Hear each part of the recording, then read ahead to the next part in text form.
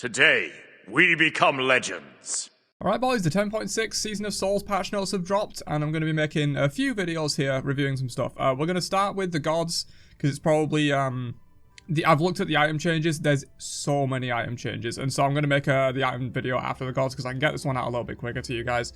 There's less god changes than there are item changes, and then let me know in the comments of this video, because I'll be working on the items video when this one goes out, so I'll read the comments on this one. Let me know if you want to see a review of the conquest changes. I know I've already kind of talked to them about them a lot in like the previous video, so it might not be necessary, but they've got like some specific numbers on soul searches and the new objectives and conquest map and all that stuff. So if you want to see that one, then let me know in the comments down below and I might make that one as well. But definitely going to be covering gods in this video and all the item changes and new glyphs and stuff in the next video coming up. So be sure to subscribe for that so you don't miss when it goes live. But yeah, without further ado, let's jump in with the god changes. As they mentioned, we've got, I think, about 6 god nerfs to like top meta performers, but then a lot of different god buffs that are going to be coming in this patch to like low performing gods that we haven't seen in the meta for a while. So hopefully this can change the kind of stagnant meta that we've had for a while. It's kind of been the same like 4 or 5 gods in every single role for a long time, other than like a few shifts that they made with some buffs like Hachiman coming into the meta, for example. But yeah, let's just get started. We have another Afro nerf here, so they've decreased the movement speed on Kiss from 6 to 4, so it's now 6 to 10, so not really a major nerf, to be honest, and movement speed is something they're looking at for this whole patch across like gods and items to nerf down a little bit, so that's probably the main reason this is here. Afro definitely has fallen off quite a bit. She's still strong, but she's not like breaking the game anymore, I wouldn't say. But yeah, a little bit of a small nerf to Afro.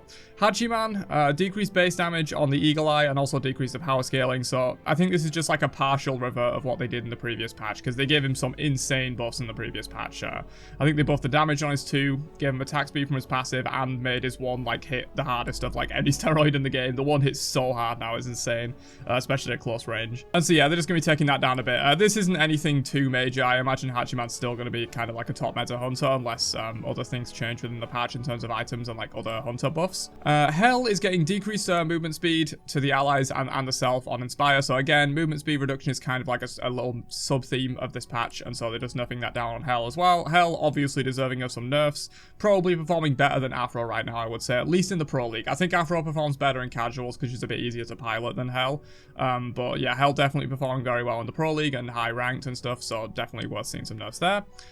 Tia, after they made his ult stun and do more damage in the last patch, they're going to be nerfing him down a little bit, so they've decreased the power gain from assault stance and defense stance protections from 18 to 50 on the power and 12 to 44 on the protection. So just nerfing a little bit of like the passive stuff that he gets, and of course he gets half of this in the other stance as well. So this is going to be a pretty significant nerf to like Tia's overall just like passive tankiness and passive power. He gets a lot for free from this. For Mana getting some more nerfs, oh my god. They've decreased the base duration of his ult from 6 to 4 seconds, a 50% reduction, and decreased the max duration when you include his passive, like taking damage and giving him more, from 10 to 8. So pretty big nerfs of a mana there. Most likely, the vast majority of the time, your ult is not going to last 4 seconds. Your ult is going to last closer to 8 seconds, because most of the time, people are attacking you when your ult, even if it's accidentally, or if they're trying to burn you down or something. So, realistically, this ult never lasted 6 seconds before. It's probably not going to last 4 seconds now. So, like, this nerf isn't probably as big as you would think, but this is pretty substantial, you know, 2 seconds off of it, even at the max duration. So if you're like really trying to burn him down, you're not going to get 10 seconds anymore, he's going to get 8 seconds. So definitely worth seeing some more of a mana nerfs. He's been dominating the meta for a long time, and he's very unfun to play against, so good to see this.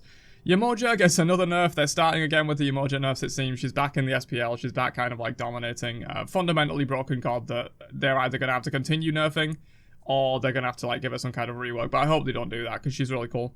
They've decreased the movement speed, basically just like as you rank it up, so in the late game it's going to be a little bit less on Riptide, not as great for like maneuvering around the map, getting your team into position and stuff like that. The slow seems to be unaffected, so it'll still slow enemies like pretty substantially. And yeah, that's all of the 6 nerfs that we've got for the patch so far, just like nerfing some top meta performers, but we've got a whole bunch of buffs here that should hopefully help bring some underperformers back into the meta. So we have an increased execute health threshold on Achilles from 30% to 35%. Will definitely help him a little bit in terms of securing some of those kills. And her gets more base attack speed and a larger slow on shifting sands, just to try and bring him back into the ADC meta a little bit. ADC meta have been very stagnant with like Ishtas and Hachiman recently is like the only one that's kind of changed a little bit. I guess Rama, Jubilanke are kind of coming back into the meta a little as well. So hopefully we can shake up the ADC meta with some of these changes that we got down here. Apollo's Mez duration goes up by 0.3 seconds at all ranks. That's pretty big. Often you don't get full value from the Serenade duration, but if you're a good Apollo player and you can kind of like use it to set up and like get in position after they've been mezzed, could be very relevant. And then increase the movement speed buff on his dash as well to help him chase and get away. Artemis, definitely an underperformer for a long time, but she does actually have quite high win rates at the moment. I made a video discussing some like high win rate GM and Masters picks that have been doing really well. And Artemis is one of them, but they've decreased the cooldown of her 3 to 8 seconds. That's pretty huge, and increased the physical power scaling as well. So mainly just trying to help out Artemis's clear, which is where she suffers the most. In the late game, she's very strong, great CC in team fights, super strong steroid, great damage. But in the laning phase, she struggles a lot. And so reducing this to 8 seconds, in the early game, you're probably going to get that twice per wave, and it'll like probably help you out substantially in terms of wave clear and just poking in general in the lane. So good to see that for Artemis. Bacchus, they've decreased the cooldown of his 3 by 2 seconds. We'll just give him a little bit more chance to kind of engage. I'm not sure how this is going to line up with the cooldown of belly flop, because often you can burp stun into like guaranteed belly flop or a big CC chain. Bastet, they've increased the hit points on her cats from 2 to 3. Not a fan of this, the cats are super annoying, but yeah, Bastet has been underperforming for a while, so understandable to see some buffs. Chiron increased the CC immunity from 0.3 to 0.5 seconds. Interesting, so that'll make this a little bit easier to counter like certain CCs. You know, if you're trying to counter like Ares or Daji ult or whatever, you've got a little bit more of a window to like have that CC immunity, and you don't necessarily have to time the cleanse as well. So should definitely help with Chiron like dealing with CC. Cleaner buffs is interesting. I thought she was completely fine, to be honest. Decrease the cooldown entering a wall by 3 seconds. That's pretty huge. Obviously, wall's a large part of Cleaner's gameplay in terms of like the unique strength that she brings to a team. Decrease base damage taken in a wall from 0.15 to 0.12%. So she can stay in walls longer and she can get into walls more often. So going to be playing more around that unique passive identity now. Should definitely help her be a lot stronger. Danzaburo increased the stun duration on the rocket from, it now scales up to 1.4 seconds. That's pretty huge. 1.4 seconds in a late game, if they aren't beating that, you can get, you know, several auto attacks off in that time. They're probably dead, so definitely a worthwhile buff for Danzaburo there. Discordia, this seems a little bit late, to be honest. I've been saying for a while that I think Discordia is fairly strong, and she's now seeing a little bit of play in the Pro League. In the Masters tournament, we saw Discordia picked up quite a few times as like a really great like late game pick, especially on anti-sieging. You know, she's very good at base defense. Probably the best mage outside of Merlin and maybe Zeus for like base defense. She's really good for that, just throwing out constant poke with her 3 refreshing of cooldowns. But they've reduced the cooldown of Strive from 15 to 13 seconds. This is obviously one of her main like big team fight abilities in the late game. Spamming out Strives, trying to get that double madness for big, huge value. Erlang Shen. Definitely a god that's been pretty trash ever since he got reworked. They've increased the max HP damage on his dog slightly. They've increased the root duration on Pin, and they've increased the damage mitigation buff from 25 to 35% on his ult. So that's actually pretty huge. I think this lasts like 4 seconds or something. So with the current like damage mitigation cap from items, you can get up to 25%. You activate this, you're at 60% for those 4 seconds. That's pretty good. That's pretty good. Bring back the knockup though, or I'm not going to play him high res, but good try at making him actually viable. I appreciate it. Increased magical power scaling from 40 to 45% on ESET Wingust. Again, I think ESET's fine. I don't really see why she needs a buff necessarily, but it is at least not a buff to her support, it's a buff to her mid, and she's mainly been seeing play in support and like actually occasionally in jungle, but like this will definitely be a buff to her mid in terms of like wave clear and poking and stuff like that, and she hasn't seen mid play in like quite a while. Fafnir increased the duration that Fafnir is in dragon form from 10 up to 20 to 10 up to 20, 20 up to 40 to 20 up to 60. That's something, dude. 60 seconds? That's going to give you like at least 1 extra rotation of abilities. Depending on your CDR, it might even give you 2 extra rotations of its like main stuns and coerce and stuff like that. That's actually an enormous buff. Expect to see a lot more Fafnir. This is huge, dude. They're basically like 1.5x the duration in the late game, and that you can actually have access to dragon form. Really going to be useful for sieges, useful for burning down objectives, useful for team fights in general. That's like that's one of the biggest buffs I've seen so far. Stone Shield, they've increased the duration from 2 up to 4 to 3 up to 5. Generally not going to be super relevant. Usually if you put shield on someone, it's to absorb some damage and it's depleted by the time the duration would end anyway. But if it's sort of a Kepriot style situation where you Geb shield someone and then the enemy team's waiting for that shield to wear off so they can dump their damage, they're going to have to wait a little bit longer. So a little bit of a buff to Geb there. And they've also increased the base damage of Cataclysm from 10 up to 30 depending on rank. Decent. Nice to see a little bit of Geb buffs. He's always fun when he's in the meta. Huyi, they've increased the ricochet base damage, mostly in the late game, but a little bit in the early game as well. We'll help him out with clear. Triple bounce will hit even harder, so that should be interesting.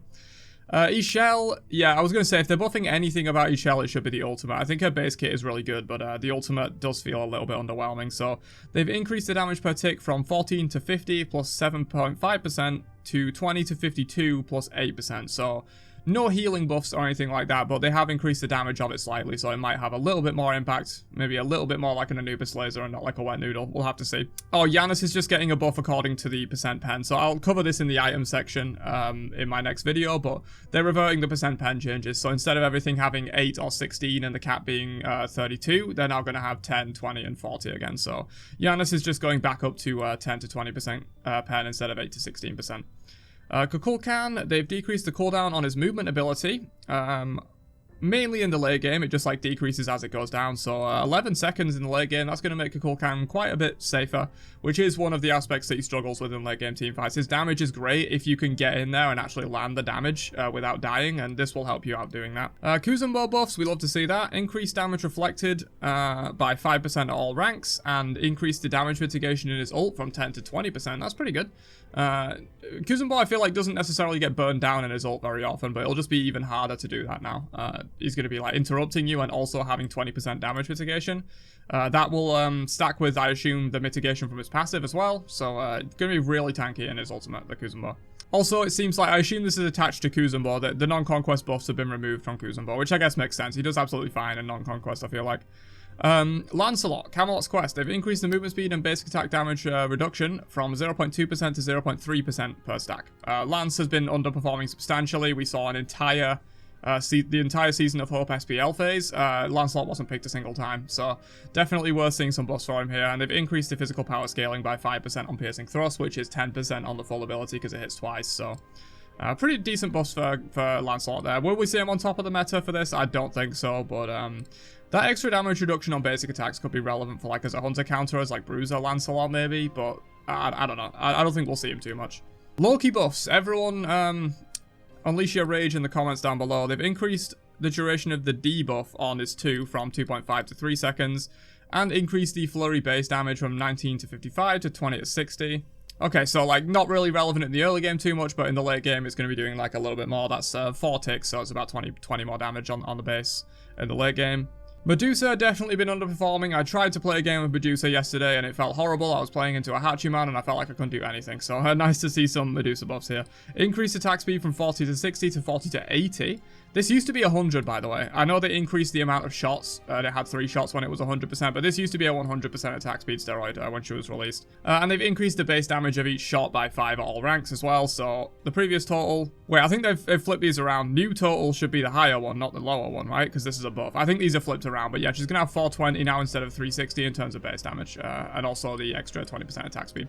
Mulan buffs, they've just decreased the cooldown of her 2 and her 3, so it will help her leveling the abilities up, which is like the main, part of Mulan. Once you get those abilities leveled up, she does become really strong. She spikes pretty hard in the mid-game for that reason, and so you're going to be able to level them up a little bit better and just utilize them a little bit more in late-game teamfights. Poseidon, this ability now provides Poseidon with attack speed. Yo, ADC Poseidon, is it coming back, boys? It's obviously a very small amount of attack speed, and maybe if they like this idea of Poseidon like having some basic attack synergies, maybe they'll increase this to like 25% in a future patch or something. But yeah, Poseidon gonna have a little bit more potential to utilize attack speed builds with that 3 and do some damage that way. Ra gets increased protections and power provided by his 3. Not a massive amount by the looks of it, but yeah, they're going to be increasing that slightly, so a little bit of a Ra buff there. Raiju, increased damage per tick on the target that was initially marked with Raiju. So does not affect the bounce targets, but you're going to do a little bit more burst damage to that guy that you're really like targeting, looking to burst down with like the Raiju into 1 or Raiju into 3 combo. And yeah, going to be having a little bit more. This is per tick, I assume. Yeah, so like that's actually pretty substantial. I think Raiju ticks like 4 times, so... an extra 8% scaling and an extra 20 base damage. It's not game-changing or anything, but I don't think Raijin was particularly that terrible, so it could help him, like, rise into the meta a little bit, depending on the item changes and stuff. Raven buffs, good to see. In, like, Split 1, I was absolutely spamming Raven in ranks, even though he wasn't very good, because I just really love the character. I think Raven's super fun. They've increased the health shield from 7 to 9% of... Oh, that's pretty substantial. So when you're at max stacks, you're now getting a 27% health shield on top of your base health bar. That's a lot. And then also, they've decreased the cooldown of his 3 from 16 to 14, so he's going to be able to heal up a little bit more, root people more often. It should help with his clear, especially in solo. Should be interesting. We'll see if we see some more Raven here. Set increased dash damage on the spawns from 50% up to 70 to 60 up to 80. And they've also decreased the cooldown, so it's 11 seconds flat instead of 13 scaling down to 11. So you'll be able to use your 2 to like spawn more guys, and the guys will also deal more damage. And this of course also buffs the damage of them when you're using them from your ult as well, when you're spawning them that way. Shiva, they've increased the HP 5, MP 5 buff and debuff on his passive, so you're going to be getting a little bit more regen and a little bit less for the enemy team. And they've also reset the cooldown of his ult back down to 90 seconds. I think this is fine. It is an ultimate that can have a lot of impact, but sometimes feels like it really does not have a lot of impact. And so I think it's fine to be on like the normal 90-second cooldown for Shiva ult. I think that's completely fine. Skadi increased physical power scaling on the initial hit of her ultimate Snowstorm from 25 to 35. That's fine. This is already quite low damage in general. I know it does take damage as well, and I'm not sure if also the Calder Snowstorm does this damage as well.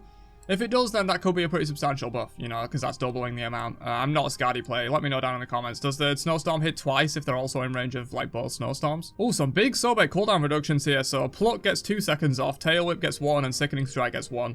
We haven't seen Sobek in a long-ass time, dude, so this should help a lot. That Pluck cooldown is the main thing here. That's obviously his main way to, like, you know, pick people off and secure kills in the laning phase and in the late game, so that should be like pretty substantial to help Sobek out. Wukong's passive now triggers at 60% max HP instead of 50%, so he's going to get those, is it power and health or power and protections, I think? Something like that. He gets some like extra stats. I'm not really a Wukong player. Tsukuyomi, they've increased the slow on Silver Moon Caltrops by 5% at all ranks, so you're going to get stuck in those a little bit more often. Ula, they've increased the attack speed in bow stance by 5% and increased the lifesteal and axe stance by like, a lot in the late game. So he now gets 30% lifesteal. This is kind of like they're going back a little bit on the healing reduction patch, right? 30% lifesteal is very strong. Of course, it is axes. You're not going to be using axes for combat in the late game team fight almost ever, but for like just general passive healing from like a camp in the middle of a team fight or like in the lane or something like that, this could be pretty helpful. 30% lifesteal is quite a lot. Maybe we'll see Ula back in the meta a little bit more. He's extremely frustrating to play against, but very fun to play. So if Ula gets back in the meta, I'll be spamming him, dude. They've decreased the cooldown of Vulcan's turret from 14 to 10. Damn. I feel like Vulcan's turret is already super oppressive, mainly in the early game when you can't just like one-shot it with an ability. It can like really help him out with clear and poke and like force you to not step up to the wave, because if you take a turret shot it really hurts and it's quite hard to kill in the early game. So down 4 seconds, that's going to be pretty substantial for like Vulcan's pressure in lane, I feel like. In late game team fights it's not going to matter as much because usually you just like put it down and it gets one shot, but I guess it will be up more often in those team fights, so it will have an impact. Jingchen, they've increased the root duration after Hook Slam. It now lasts 2 seconds in the late game. That's pretty substantial. So, like a knock up into a 2-second root. I believe this will get DR'd though, right? So it won't actually be 2 seconds, but it wasn't actually 1.4 seconds, so it is still a good buff. What they need to do is make this root not DR'able. I'm not sure if they did that already. I know a lot of people are saying they should. If they didn't, they should do that, because, like, really, this is never going to be a 2-second root because it's getting, like, what, 80% DR'd or something as soon as the knock up hits? Or like 40% maybe, I'm not sure, but it's getting DR'd pretty heavily, and so it's not going to be fully 2 seconds, but it's still going to be very strong for Jingchen in terms of his late game CC. And finally, we have Zhonghui. They've increased the protections per stack from 1 to 1.5 from the Demon Bag, so you're going to be getting 60 instead of 40 when you're at max stacks, and then when you're ulting, you're going to be getting 120 instead of 80, so that's actually pretty damn good for Zhonghui, dude. I feel like he was already like kind of okay in the meta, and so yeah, 120 procs when you're ulting, that's substantial. There's also a little sneak peek for my next video. The Pridwin glyphs look really, really good, and so you could potentially use this because they activate from items and abilities, the protections, like. So maybe this could be really huge for that, with like Pridwin synergy. I'm pretty sure the Pridwin activates after your ult finishes though, so maybe not, but yeah, potentially see some more Zhonghui in the meta. But that's all we've got for the god changes so far. Be sure to stay tuned for the item changes that I'm going to be covering in my next video. That should be out fairly soon after this one. Let me know your thoughts on all these god changes down below, and hopefully you enjoyed this summary of them. I'll try and get these out as quickly as possible for you guys, so subscribe for more, and I will catch you guys in another one later on. Have a great day, and peace out, you nerds.